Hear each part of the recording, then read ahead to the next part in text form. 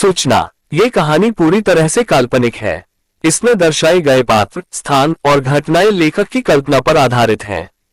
इनका किसी भी जीवित या मृत व्यक्ति, स्थान या संस्था से कोई संबंध मात्र संयोग हो सकता है।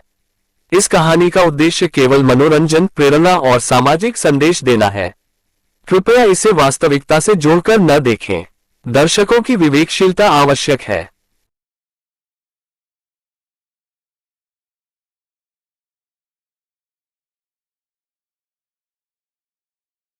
गांव मड़ईपुर, उत्तर प्रदेश के एक छोटे से गांव की लड़की रामवती 18 साल की थी। सांवला रंग, लहराते बाल, आंखों में सपने और मन में तूफान। वो जब भी खेतों में काम करती, आसमान की तरफ देखती और सोचती, कब तक यही खेत, यही कीचड़, यही चौपाल, क्या मेरी जिंदगी में कुछ और नहीं।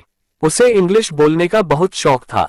भले ही हाउ आर यू को हाउ आर यू बोलती थी, लेकिन उसे अपने बोलने पर पूरा गर्व था। मोबाइल में यूट्यूब पर लंदन की सैर नाम के वीडियो देख देखकर उसका दिल वहीं बस चुका था।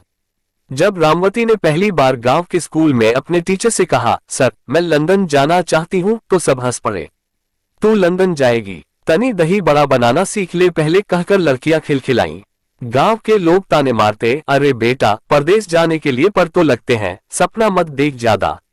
मगर रामवती के तेवर अलग थे।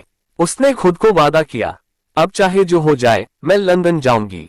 रामवती को सबसे बड़ी चुनौती थी अंग्रेजी। उसके गांव में कोई इंग्लिश बोलना तो दूर, समझता भी नहीं था। मगर वो रोज यूट्यूब पर spoken English with Shalini ma'am देखकर बोलना सीखने लगी। वो खुद की डायरी में अंग्रेजी में लिखने लगी, today I am go to field, I am make food, I am want go to London. धीरे धीरे आई एम गो से आई विल गो और फिर I will make my dream true तक पहुंची। गांव में इंटरनेट नहीं चलता था ठीक से, तो वो खेत से 2 किलोमीटर दूर एक पेड़ के नीचे बैठकर मोबाइल उठाकर नेटवर्क पकड़ती। वहां बैठकर उसने लंदन के लिए UK student visa, IELTS exam और स्कॉलरशिप्स फॉर इंडियन गर्ल्स के बारे में रिसर्च शुरू की। उसने अपने भाई के मोबाइल से IELTS का फॉर्म भरा, लेकिन फीस 15,000 रुपये। पापा ने गुस्से में कहा, पढ़ाई लिखाई से पेट नहीं भरता, ब्याह की सोचो अब। लेकिन रामवती ने हार नहीं मानी। रामवती ने अपनी बकरी का दूध बेचना शुरू किया। हर दिन 5 लीटर दूध 40 रुपये लीटर के हिसाब से बेचती। माँ ने अपने पुराने गहनों का एक कंगन दे दिया, जा बिटिया तू हमारी इज्जत है, अगर उड़ना चाहती है तो रोकेंगे नहीं। कुछ NGO और ऑनलाइन स्कॉलरशिप से मदद मिली। IELTS की तैयारी उसने खुद से की और जब रिजल्ट आया, ओवरऑल बैंड स्कोर 7.5। जब उसका वीजा इंटरव्यू था, पहली बार किसी सरकारी दफ्तर में अंग्रेज अफसर से इंग्लिश में बात करनी पड़ी। वो घबराई, पर उसने एक लाइन जोर से बोली, sir I am from a small village but my dreams are very big, please don't see my English, see my courage. वो अफसर मुस्कुराया, वीजा अप्रूव्ड मिस रामवती। जब रामवती पहली बार हवाई जहाज में बैठी तो खिड़की से बाहर बादलों को देखकर आंखें नम हो गईं। ई माँ देखो, मैं आसमान में हूँ। लंदन पहुंचकर उसकी आंखें चमक उठी। हर तरफ ऊंची इमारतें, अंग्रेज बोलते लोग, मेट्रो की तेज आवाज और सबसे बढ़कर वो आजादी जो उसके गांव में कभी नहीं मिली।